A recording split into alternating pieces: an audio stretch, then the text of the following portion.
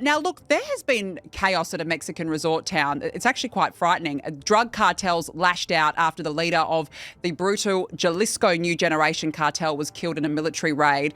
The vision, as you can see, they're frightening. Tourists in Puerto Vallarta were warned to stay indoors as narco gangs went on a rampage. It follows the death of drug kingpin Nemesio El Mencho Oseguera Cervantes. The US State Department urged Americans to shelter in place.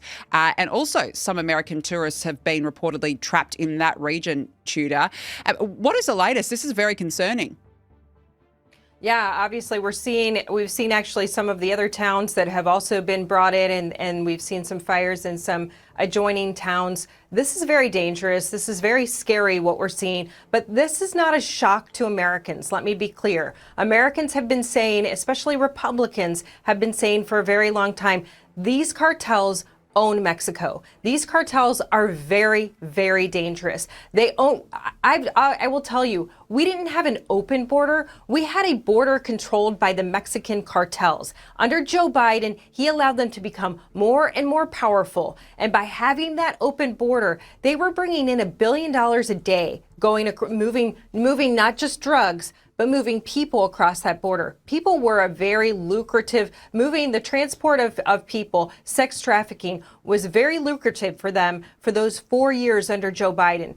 They raised billions of dollars for their organizations to wreak terror, to wreak havoc across the state of Mexico. And fortunately, Donald Trump came in and shut down that border. That has hurt those cartels significantly.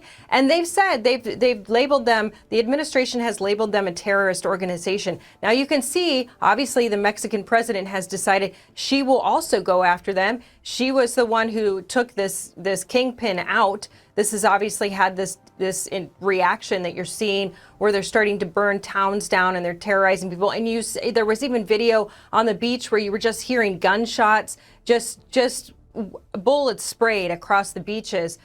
It's a very scary situation. I think it's time that it is dealt with, that these cartels are taken down. But it's going to be, we could potentially see what will resemble a war inside of Mexico.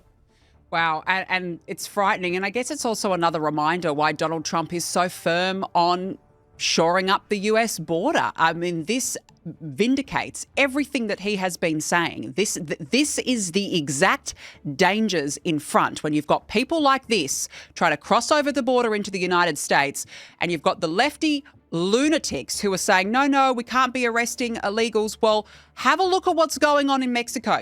Wake up and have a look what's going on. These are not the kind of people you want crossing into the United States. So it is a very frightening situation, as you say.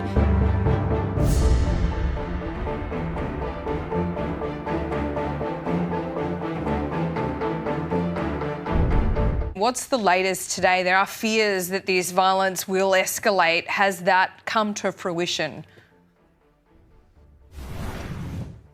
Yes, and the contrast is the message that we're hearing from Mexico's President Claudia Sheinbaum right now. She's being clear to say that restore order, contain the violence, and also project control. She said that the situation is under control.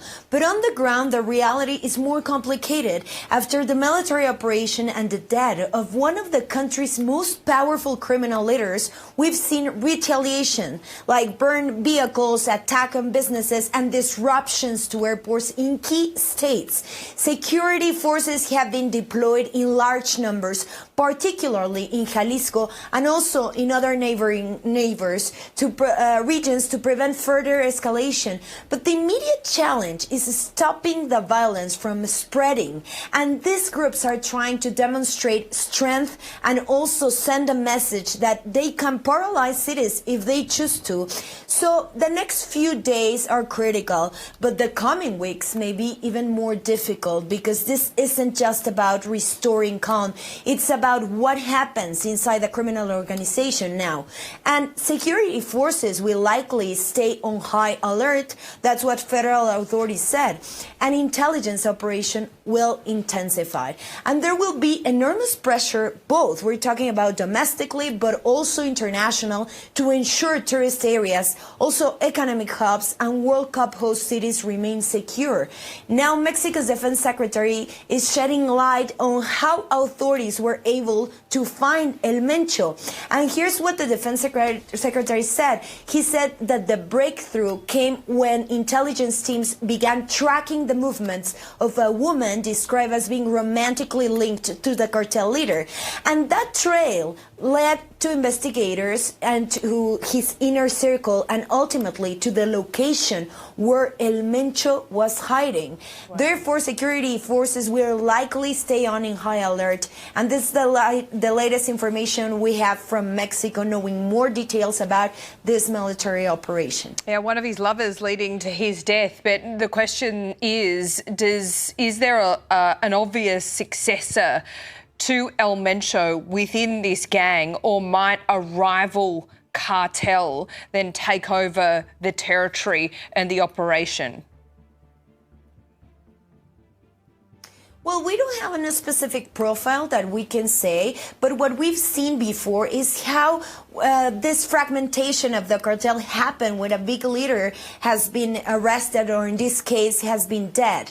So the aftermath of that confrontation is what tells a lot. You know, the footage that captures this very chaotic and graphic scene with bodies lying behind vehicles, blood visible on the street. I mean, we've seen a lot of videos of a person filming how shaken National Guard members happen to be in this operation.